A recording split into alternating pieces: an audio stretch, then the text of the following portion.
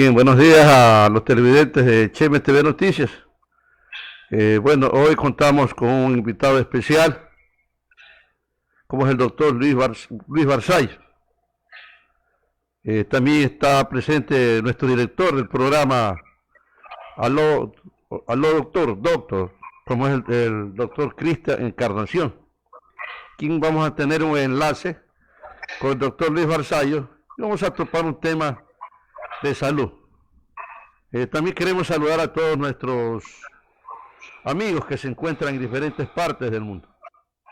A todos ellos, muy buenos días también, como muy buenos días también al doctor Barzay y a todas las personas que se conectan a nivel de todo el mundo, especialmente de Guaquilla. Lo dejo aquí al doctor Cristian Carración, director del programa Hola Doctor. Doctor, muy buenos días también. Hola, muy buenos días a todos quienes nos observan a través de la pantalla de este programa para hablar temas de salud como es Hola Mi Doc. Este programa número 3 está específicamente dirigido en el tema del VIH-Sida. Como es de conocimiento, el 1 de diciembre de cada año se celebra esa lucha atenuante para evitar nuevos contagios del VIH-Sida. Y la celebración se la hace a nivel mundial, indicando a los salubristas una nueva forma de cómo llegar atendiendo la nueva normalidad por el tema del COVID.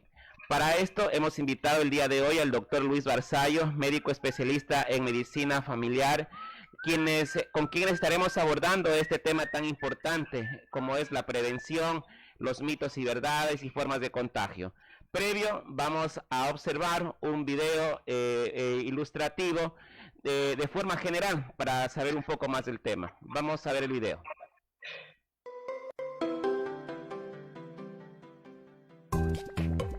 VIH. Virus de inmunodeficiencia humana. El virus de inmunodeficiencia humana, o VIH, es el agente que causa la enfermedad conocida como síndrome de inmunodeficiencia adquirida, o SIDA. En otras palabras, el VIH es la causa y el SIDA es la enfermedad. El sistema inmune es el conjunto de células, tejidos y órganos que defienden el cuerpo de virus y parásitos. Se encarga de producir sustancias llamadas anticuerpos que combaten las infecciones. Generalmente, el sistema inmune mata a los virus y detiene la enfermedad. Sin embargo, el VIH ataca al sistema inmune y no es posible eliminarlo. Transmisión. El VIH se transmite de diversas maneras: por contacto sexual sin importar el género, por sangre o fluidos corporales, de madre a hijo durante el embarazo, parto o lactancia. El VIH no se transmite por el contacto. No puede infectarse al dar la mano, ni al abrazar, ni al usar el baño o beber del mismo vaso que una persona con VIH. Diagnóstico. El diagnóstico de VIH se realiza principalmente a partir de dos pruebas llamadas ELISA y Western Blot, las cuales buscan en la sangre anticuerpos que combatan a ese virus. Un resultado positivo necesita ser confirmado con un segundo estudio para poder hacer el diagnóstico de VIH. Síntomas. Cuando una persona se ha infectado por VIH, puede presentar distintos síntomas. En la etapa inicial, generalmente ocurren de semanas a meses después de adquirir el virus. Los síntomas pueden ser fiebre, dolor de garganta, muscular y de articulaciones, inflamación de ganglios linfáticos, es decir, pequeñas bolitas debajo de la piel, en el cuello o en la axila, y salpullido en la cara, cuello y pecho. Estos síntomas pueden confundirse con los de otras enfermedades y generalmente pasan desapercibidos. Más tarde, la enfermedad se manifiesta con dolor abdominal, náuseas, vómito y diarrea, pérdida de peso e infecciones en pulmones, cerebro, ojos y boca. El SIDA es la etapa final de la infección por VIH, en la cual el sistema inmune está tan debilitado que ya no se puede defender contra infecciones. Las llamadas infecciones oportunistas, que normalmente no afectarían a individuos con un sistema inmune sano, y los cánceres, se vuelven más frecuentes y agresivas. Finalmente, puede sobrevenir la muerte. Tratamiento. Actualmente no existe cura para el VIH. El tratamiento disponible para controlar los daños causados por el SIDA son medicamentos llamados antirretrovirales y otros fármacos que actúan a diferentes niveles. Las personas infectadas por VIH también pueden necesitar tratamiento preventivo para evitar las infecciones oportunistas. Prevención. Hay diferentes acciones que puedes hacer para prevenir la infección del VIH, como usar un condón de látex cada vez que tengas sexo, utilizar solamente jeringas nuevas, usar solo tu propio rastrillo o navaja de afeitar, practicar junto con tu pareja sexual exámenes para detectar VIH. En caso de que te hayas expuesto al virus, ya sea por contacto sexual o por sangre o fluidos corporales, debes acudir de inmediato al médico y con toda confianza platicar el evento de riesgo. Si te realizas un examen para detección de VIH, recuerda que debes repetir la prueba entre 6 semanas y 6 meses después.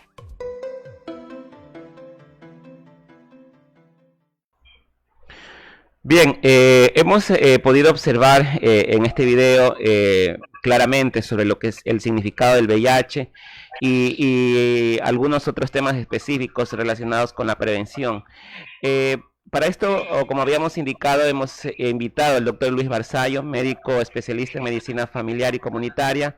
Él es trabajador salubrista del Ministerio de Salud Pública. Trabaja en el Centro de Salud La Paz aquí en la ciudad de Huaquillas. Muy buenos días, doctor. Sabemos que se encuentra fuera de la provincia, pero muchas gracias por atender esta entrevista. Y bueno, doctor, quisiéramos saber pues inicialmente cuáles son las formas de contagio. Bienvenido, doctor. ¿Cómo está, doctor Cristian Encarnación, el medio de comunicación Cheme TV? Un gusto participar en este programa, realmente bien por la forma de comunicación que estamos utilizando para la población, que es lo importante. Es importante conocer que el virus del VIH es, como sus siglas lo indican, es el virus de inmunodeficiencia humana y nos viene afectando de forma general a la población desde hace muchos años, siglos ya, o sea, años como tal, y existen muchas situaciones que han contribuido fundamentalmente a su transmisión. La parte de salud, sin duda alguna, vivimos etapas complicadas en este momento por la actual pandemia que estamos atravesando, pero sin embargo no ha constituido un freno para que se siga realizando un poco la transmisión. Justamente mencionaba usted que efectivamente ahora en diciembre se celebró en los primeros días lo que es el Día de Lucha contra el VIH. Es importante recordar que las cifras siguen en aumento en nuestro país y no solamente en nuestro país, en Latinoamérica y en el mundo también lo sigue haciendo de esa forma. Hay algo que ha contribuido sin duda en este momento. Hace poco se publicaban las cifras actuales de los nuevos casos que el país tenía y se veía una ligera reducción, pero recordar que esta reducción se debe fundamentalmente a que el temor que ha existido de la población justamente a realizar o acudir a los establecimientos de salud, ya sean públicos y privados, para realizarse la prueba confirmatoria como tal. Sobre lo que me mencionaba, para iniciar, esta enfermedad tiene algunas etapas, entre las que constan una etapa inicial, como es desde que cuando una persona está expuesta a infectarse del virus. Es decir, una persona puede pasar mucho tiempo, en realidad puede pasar años en algunas personas, en no presentar ningún síntoma. Es decir, son pacientes que son portadores del virus y que, como le menciono, al no tener una forma de síntomas persistentes como tal, no estarían, no se podría saber si la enfermedad no. De ahí que es importante realizar diferentes formas de prevención. Nosotros como ministerio, o la parte del Ministerio de Salud Pública y como Salud Pública en nuestro país, tenemos diferentes actividades que realizamos de forma permanente para la prevención de lo que es la enfermedad como tal del virus del VIH. Entre esas actividades están realizadas fundamentalmente a una pesquisa activa en grupos de riesgo. ¿Cuáles son nuestros grupos de riesgo? Bueno, es importante saber que los que tenemos como grupo de riesgo tenemos primero aquellas personas que se dedican al trabajo sexual, en este caso las trabajadoras sexuales. También tenemos aquellas personas que han sido o son personas que son o tienen relaciones sexuales con personas de su mismo sexo fundamentalmente. También tenemos aquellas personas que tienen prácticas sexuales de riesgo. es decir, aquellas personas que no tienen una forma de cuidarse al momento de tener relaciones sexuales. También están aquellas personas que son consumidoras de ciertas sustancias, como por ejemplo tipos de estupefacientes, perdón, de vía inyectable también. Y entonces aquellas personas que han mantenido o están o han pasado recluidas por alguna situación en la parte de la privada de libertad, también nosotros realizamos pesquisa a esas personas en donde buscamos justamente de que el paciente o la persona pueda tener la enfermedad sin tener ningún síntoma. Lo hacemos de forma preventiva a través de ciertas encuestas que aplicamos y posteriormente pues le realizamos la prueba. Muy bien, nosotros habíamos visto en el video, ¿no? Casi siempre existen algunas preguntas de la forma en cómo se contagia, ¿no? Y luego vamos a hablar un poquito sobre esos mitos y verdades. Pero, ¿cuáles son las formas de contagio explícitamente con las cuales nosotros debíamos prever ya algún tipo de acción? Luego hablaremos en tema de prevención, pero ¿cuáles son esas formas de contagios, doctor? Bien, como usted lo dice, es muy bueno esto, ¿no? Saber que hay mitos sobre esta enfermedad, una enfermedad que ya ha sido bastante estudiada y que a pesar de los años que lleva la enfermedad no hemos podido aún encontrar una cura, que eso lo hablaremos más adelante. Lo que sí existen tres formas, o sea, existen formas determinadas a través de las cuales se puede contagiar la enfermedad. La primera es justamente tener contacto con fluidos o sangre de aquellas personas que pues, tienen la enfermedad. Aquí quiero ser puntual en algo. Se ha demostrado fundamentalmente que son aquellas personas que no tienen un tratamiento como tal. Es decir, un paciente X tiene la enfermedad en este momento y no sabe que tiene la enfermedad. Entonces, la carga viral, como se denomina así, en su cuerpo es bastante alta y justamente ese paciente potencialmente tiene un alto índice para poder transmitir la enfermedad. Entonces, si él está en contacto con una persona, tiene relaciones sexuales sin protección o está en contacto con algún fluido, fundamentalmente, ya sea algún tipo de secreción, puede contagiar a una persona. Esa es una de las transmisiones. La otra forma de transmisión es a través de la transmisión vertical, como nosotros le llamamos. Esta forma de transmisión vertical justamente es de la madre en una mujer embarazada. Entonces, pero hay que tener en cuenta algo. La ciencia ha evolucionado bastante, los diagnósticos, el tratamiento también, y justamente hoy por hoy ya una mujer con VIH puede quedar embarazada siempre y cuando tenga un tratamiento adecuado y no contagiar como tal la enfermedad. Son las formas más comunes de transmisión que están vistas que tenemos ahora. Bien, hablando un poco sobre esos mitos y sobre las verdades, mucho se dice sobre relacionado al tema de las formas de contagio, como el compartir algún utensilio, compartir la cuchara, el cubierto, ¿es una forma de contagio también? No, en realidad eso es parte del mito que existe. Recordar que la enfermedad como tal es una enfermedad que es muy estigmatizante. Es decir, a pesar del siglo en que estamos, a pesar de cómo ha evolucionado la sociedad, aún sigue siendo una enfermedad estigmatizante, es decir, un tema muy complicado de hablar, muy difícil de tratar y por ende antes se creía de que, por ejemplo, compartir, como usted lo dice, un utensilio, compartir la toalla muchas veces y hasta a veces tenemos la situación de que, por ejemplo, tenemos compartir un abrazo o un beso podría transmitir la enfermedad. Eso ya está demostrado que no es así, es un mito. Más aún todavía porque se ha demostrado que en este tipo de no hay, o sea, en la saliva de un paciente se puede encontrar que ciertamente cuando está descompensado o como tal tiene carga viral, pero no es lo suficiente como para transmitir eh, la enfermedad. Hasta eso se había mencionado que, por ejemplo, una persona que decían antes, ¿no? Y que si un paciente tiene VIH y yo, por ejemplo, le doy un beso y tengo algún tipo de lesión en la boca, tampoco se puede transmitir. Está demostrado eso ya científicamente, que eso no puede ser parte de los mitos que existen actualmente. Sabemos que el VIH es el virus, ¿no? Transmisor y la enfermedad se denomina SIDA. atendiendo justamente a estos conceptos, ¿las personas que tienen VIH pueden desarrollar SIDA? ¿Necesariamente todas desarrollan SIDA? Ya, muy bien, esa es la parte importante, una buena pregunta. Como usted lo dijo, el virus de la inmunodeficiencia humana es el virus como tal, Ujú. ¿no? Entonces, le había mencionado al inicio de la entrevista que existen personas que poseen la enfermedad y son en fases, ¿no? Hay una fase aguda, que es la fase inicial, la fase en la que el paciente experimenta síntomas muchas veces iniciales o otras veces no lo experimenta. Es decir, que el paciente puede tener inicial síntomas generales, por ejemplo, malestar, fiebre. Escuché en el video acerca de algunas adenopatías o lo que decían ganglios a nivel de axila, en la ingle. Son síntomas generales que en realidad muestran cómo el virus está iniciando una etapa de avance en el organismo. Obviamente, todo paciente con VIH no desarrolla necesariamente SIDA siempre y cuando tenga un diagnóstico oportuno.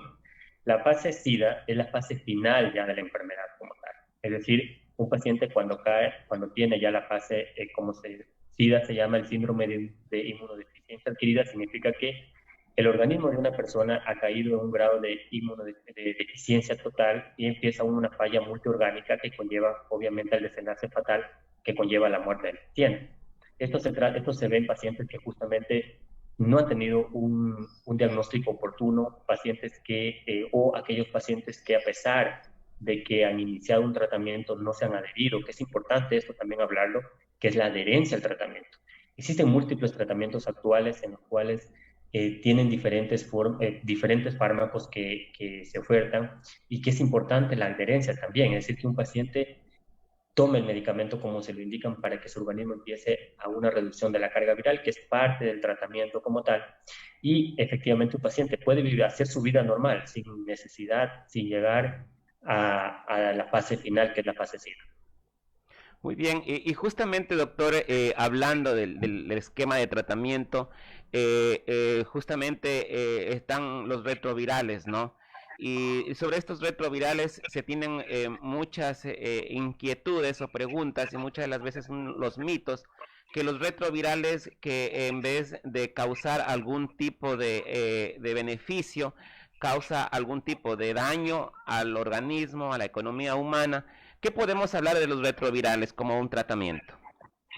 Bien, nuestro país todavía como de un país subdesarrollado aún contamos con algunos tipos de medicamentos antirretrovirales de un tipo un poco diferentes a países desarrollados como Estados Unidos o Europa, fundamentalmente. Allá se utiliza un tipo de tratamientos un poquito más modificados. Aquí en nuestro país tenemos una gama de antirretrovirales que se utilizan en dependencia primero, de la edad del paciente, segundo, del grado en que está. Le pongo un ejemplo. Por ejemplo, hay un paciente que tiene una leve sospecha, ¿no? Nosotros lo que hacemos es inmediatamente cuando el paciente acude a nuestra consulta, lo que hacemos es valorar, hacer una historia clínica y ante la sospecha, obviamente realizamos las pruebas iniciales, que es para diagnosticar si es portador o no del virus. Si es un paciente que es portador del virus, obviamente nosotros hacemos una derivación del paciente a una clínica o a una consulta que es la consulta de infectología. En esta consulta se le hacen dos pruebas básicas.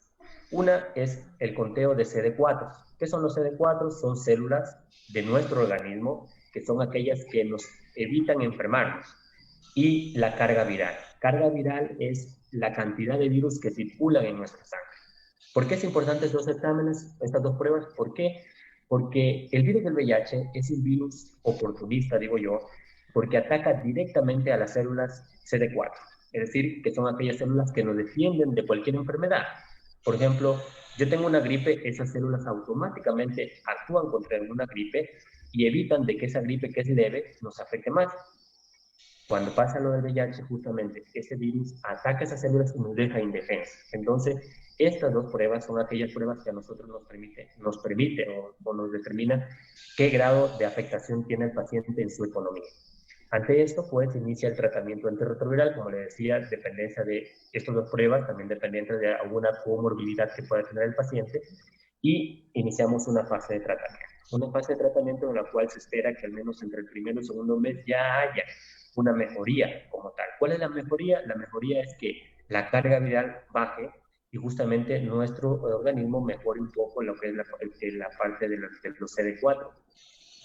Todo medicamento que nosotros utilizamos justamente tiene su riesgo y su beneficio. Los antirretrovirales tienen demostrado que tienen un beneficio bastante amplio y tenemos pacientes actualmente que llevan consumiéndolo 15, 20 años y no han presentado hasta el momento ningún tipo de afectación. Claro, obviamente hasta consumir un paracetamol de forma prolongada puede provocar algunos efectos secundarios, y por eso es importante que todo paciente que sea diagnosticado con VIH tenga su tratamiento, tiene un seguimiento y control en la consulta de infectología, en donde se va determinando si alguna afectación en su economía como tal, pero en su economía, en su órgano, en su organismo como tal. Pero en realidad no es una constante, no es algo que sea cierto, sino más bien los antirretrovirales permiten a un paciente portador de VIH, como le dije, primero, tener una buena calidad de vida y segundo, evitar complicaciones como lo que es la fase final, que es SIDA. Correcto, doctor. Y bueno, sobre adicionalmente los retrovirales, en nuestra cultura realmente tenemos el conocimiento ancestral del uso de aguas, de hierbas, del conocimiento natural de los medicamentos que se van transmitiendo de generación en generación. Y muchas de las veces se preparan algún tipo de brebajes o suplementos nutricionales de carácter natural. ¿Esto es efectivo para contrarrestar el VIH-Sida en este caso? No, en realidad no, y es bueno tocar este punto. Nosotros, no solamente en el caso del VIH, muchas enfermedades, hasta el actual COVID, tenemos que las creencias muchas veces tienen un peso mayor en cuanto a la ciencia, y es un error que todavía seguimos teniendo, aparte de algunas personas de la población, porque perjudica obviamente al paciente. Le había mencionado que justamente un diagnóstico oportuno evita a un paciente que pueda tener como tal una complicación. En el caso de VIH, nada de esto sirve. Sirve la prueba, sirve saber cuándo estoy expuesto. Si yo, como paciente, tengo un riesgo de que estuve o tuve en contacto sexual con una persona que no sabía, una persona que tal vez tengo la sospecha que puede estar enferma, tuve un accidente como por ejemplo tuve contacto directo con fluidos, con sangre, y sin saber, y empiezo con síntomas, algunos con síntomas, pero que no. Le quiero comentar en eso, hay una forma preventiva nosotros que actualmente existe que se llama la PEP, que es la forma de prevención a la preexposición al virus. Es decir, nosotros actualmente tenemos un tratamiento en aquellas personas, por ejemplo, pacientes que hayan estado en contacto con una persona que tenga el virus como tal, que no tenga un tratamiento como tal, se le da este tratamiento y tiene una efectividad del 80%, evitando que se contagie el virus. Tenemos también pacientes víctimas de violencia sexual, que también se les aplica ese tipo de tratamiento, y justamente es parte de la prevención que nosotros tenemos actualmente. Y por eso es lo oportuno de justamente un diagnóstico precoz para evitar la complicación. Entonces, nada de lo que había mencionado usted, estas situaciones va a evitar que la enfermedad progrese si no tiene un tratamiento oportuno como tal. Muy bien, doctor.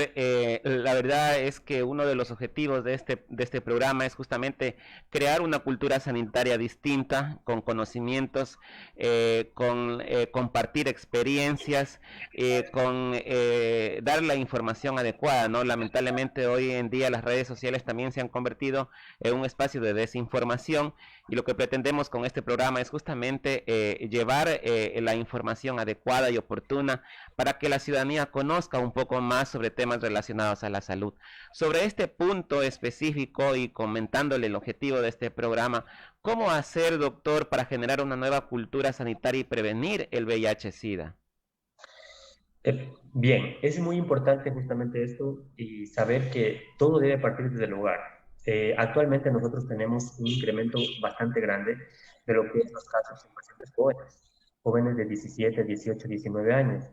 Y esto se basa fundamentalmente en la poca comunicación que existe en el hogar. Creo que ahí es algo importante. Nosotros trabajamos también con adolescentes, explicándoles parte de la forma de transmisión. Y existe un mito ahí marcado, un mito marcado en hablar acerca de sexualidad en nuestro país, ¿verdad? Los padres muchas veces pensamos que piensan que el hablar de sexualidad con nuestros hijos es un error porque estamos creando una condición de decir que vamos a exponer o vamos a enviar a nuestros hijos a tener relaciones sexuales. Nada que ver. El objetivo de esto, de hablar de sexualidad en nuestro hogar, es porque los hijos, justamente quienes vemos o quienes sabemos, confiamos 100%, son nuestros padres. Y obviamente nuestros padres que nos hablan de sexualidad, creo que cambiaría muchísimo. Saber, mira, si tú tienes una relación sexual con una persona que conoces recién sin protección, no solamente te vas a contagiar de VIH, sino te vas a contagiar de otro tipo de enfermedad de transmisión sexual. Recordar, en las mujeres mismo existe el virus del papiloma humano que en jóvenes se ve y que son causantes del virus, que son causantes del cáncer cervicuterino, del cáncer de útero, ¿verdad? Y entonces justamente en nuestro hogar es parte fundamental de trabajar. Como salud se hacen varias actividades, sin duda alguna, en centros educativos, en establecimientos con personas que justamente también en algunos lugares en donde se reúnen personas que están en riesgo y se explica justamente la actividad de prevención. Como tal, se explica y se aplica también lo que es la prevención, la forma de prevención de la enfermedad como mínimo.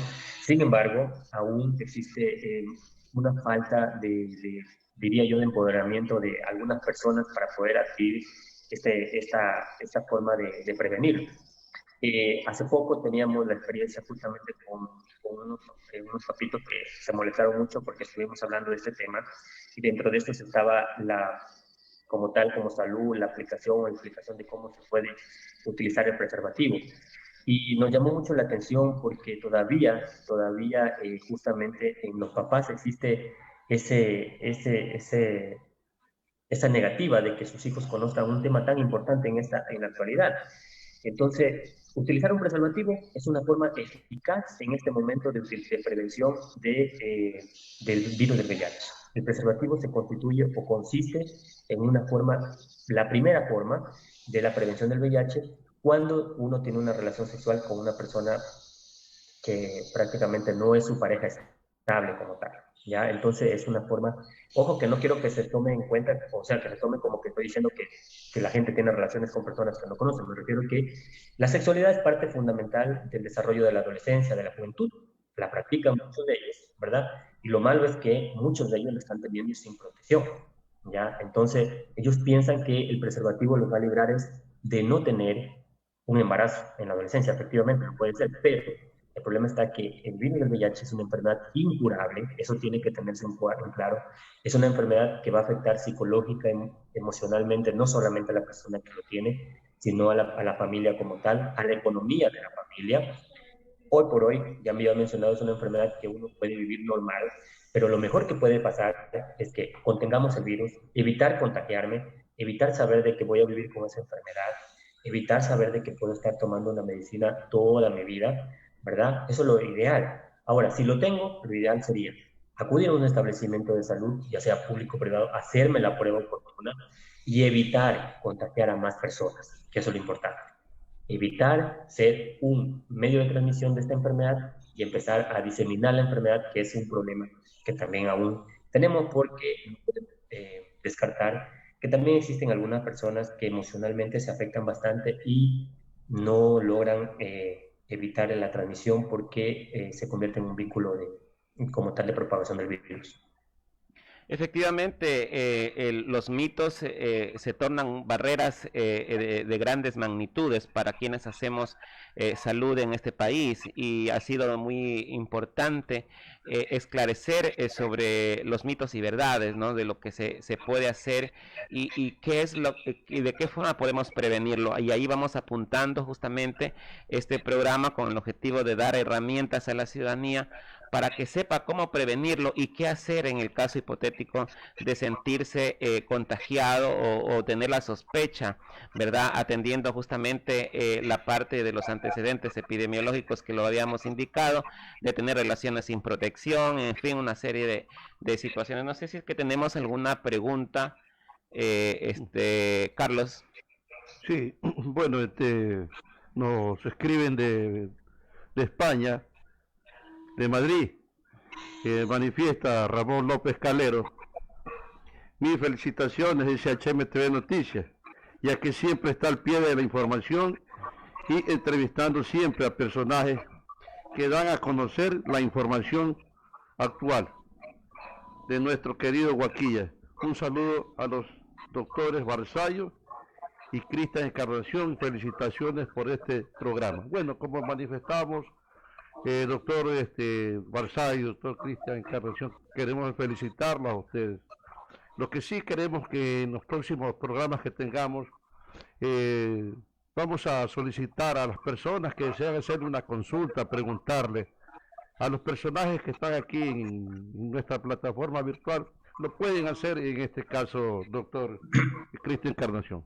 Efectivamente, tenemos un espacio que le hemos denominado justamente Hola Doc, una preguntita. Este espacio es un espacio en donde la gente puede comunicarse directamente con nosotros, hacer las preguntas. Muchas de las veces no lo hacen directamente en la plataforma virtual, lo podemos hacer a través de nuestros números de WhatsApp al 0995 73 24 54 y nosotros responderemos a una inquietud. Y justamente nos escribían internamente una pregunta, dice, doctor, en el caso de un paciente con hipertensión, ¿la enfermedad se vuelve más grave? No, no se vuelve más grave. La enfermedad, obviamente, como le dije, o como les he mencionado, la situación es la detección, la detección de forma precoz. Es decir, yo puedo tener la enfermedad como tal, pero si no me hago la prueba y no lo sé, obviamente, sin tratamiento, sí constituye un problema. Pero si soy un paciente que me hacen la detección temprana e inicio un tratamiento oportuno, obviamente no puede o no se constituye un problema como tal. Obviamente hay que valorar también el grado de hipertensión, hay que valorar qué afectación tiene, hay que valorar la edad del paciente, pero no es una constante que vaya a concomitar con un deterioro más, o sea, progresivo o rápido de la persona, siempre y cuando tenga un tratamiento oportuno. Y lo básico, lo inicial, es su diagnóstico oportuno, temprano. Y algo quería sí recalcarle sobre lo que usted mencionaba. Muchas veces puede ser que aquí este tema puntual, a lo mejor no nos hagan preguntas directas aquí en este espacio, pero sí es bueno que las personas, usted acaba de brindar creo que su WhatsApp, para que justamente le hagan consultas y saber que las puertas, a lo menos, de los establecimientos de salud pública del país están abiertos siempre para realizar la prueba inicial de lo que es el VIH. Sí, tenemos una pregunta de quienes nos están observando. Dice, doctor, si una persona tiene VIH, ¿puede tener relaciones sexuales con protección? ¿Existe el riesgo de contagio? A ver, no existe el riesgo de contagio siempre y cuando utilice el VIH. Había escuchado, o hay también un mito relacionado con lo que mencionan que el preservativo tiene ciertas particularidades en donde puede ser que puede pasar el virus. En realidad eso no está demostrado como tal. El preservativo ya había mencionado que es una de las formas de prevención que actualmente contamos nosotros en cualquier parte y lo puede tener una persona con VIH relaciones. Otra cosa, un paciente con VIH que tenga un tratamiento como tal, oportuno, eficaz, adherido como tal, no transmite la enfermedad. Y eso es importante. En parte del tratamiento, como le había mencionado, se valora dos cosas: carga viral y conteo de CD4. El objetivo del tratamiento antirretroviral cuando uno lo toma es justamente reducir a mínimo. Es decir, es como que no mata el virus. Lo que llega es y lo intersecta, como decirlo, no, lo bloquea y evita de que el virus se replique, porque el virus tiene una particularidad de que ingresa a las células, como le había mencionado, en nuestro cuerpo y empieza a replicarse de forma rápida, muy rápida.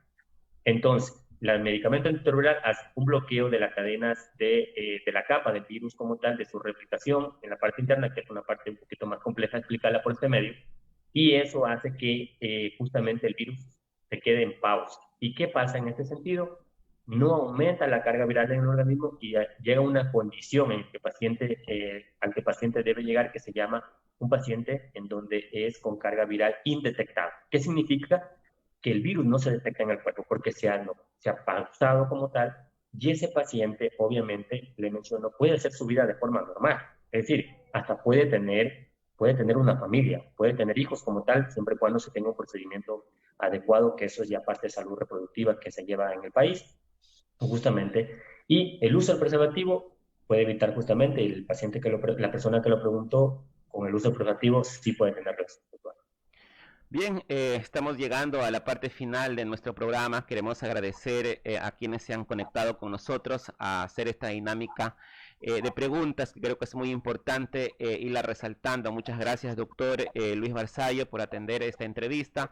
Ha sido un tema muy importante, más que todo por estos días, tener y seguir cuidando, no solamente, como usted lo menciona, por el tema del VIH, sino como también las enfermedades de transmisión sexual, y atender esos derechos sexuales y reproductivos que tenemos todos los seres humanos y que están establecidos en nuestra propia Constitución aquí en el Ecuador. Y agradecer a HMTV este espacio, también a todo el equipo técnico quienes hemos cumplido con este tercer programa de Hola Mi Doc. Y bueno, realmente dejarles con un claro mensaje. Un joven se contagia en el mundo por cada minuto. ¿Podemos prevenirlo? Claro que sí, lo hemos abordado hoy con el doctor Luis Barzallo, así que levantemos la mano por la prevención. Le voy a dar, doctor, las últimas palabras de un mensaje para la ciudadanía. Bueno, agradecerles también a ustedes por la invitación y como tal, recordar que, como usted bien lo dijo, cada minuto se contagia un joven. Qué bueno sería que nuestra lucha sea que decir que ya en cada minuto no lo pase. Entonces, mi mensaje para la población es justamente tener en cuenta que a pesar de que estamos en tiempo de pandemia, la enfermedad continúa y somos solo nosotros los que podemos prevenirla. Evitando contacto de personas de riesgo, haciéndonos la prueba ante cualquier sospecha y evitar siendo un medio de contagio para las demás personas que existen. Es importantísimo. Entonces, saber de que la adherencia al tratamiento evita una fase final de la enfermedad y que cuando un paciente tiene un tratamiento oportuno, obviamente va a poder tener como ya le había mencionado, una vida de calidad sin ningún problema. Muchas gracias, doctor Carlos. Sí, también queremos nuevamente agradecerle al doctor Luis Barzallo, agradecerle a Cristian Encarnación, director de este programa, que todos los sábados vamos a estar en entrevistas con invitados especiales, topando los diferentes temas de salud. Como manifestamos, queremos que todos los sábados la ciudadanía participe con nosotros, sea de qué parte del mundo. Bueno, nuevamente agradecerles y bueno, que Dios nos siga bendiciendo y pues los esperamos el próximo sábado para compartir con diferentes temas de salud. Muy buenos días, muchas gracias a todos ustedes. Muy buenos días, muchas gracias. HMTV Noticias, contamos con nuestra radio, periódico y canal virtual, ahora con enlace nacionales, binacional e internacional, en noticias, sucesos, crónica roja, farándula, deportes, sociales, entrevistas en vivo y todo lo que acontezca en el mundo entero. HMTV Noticias, estamos en Avenida La República y Arenillas, diagonal al Puente Internacional de Huaquillas, segundo piso, oficina de Diario Correo. HMTV Noticias.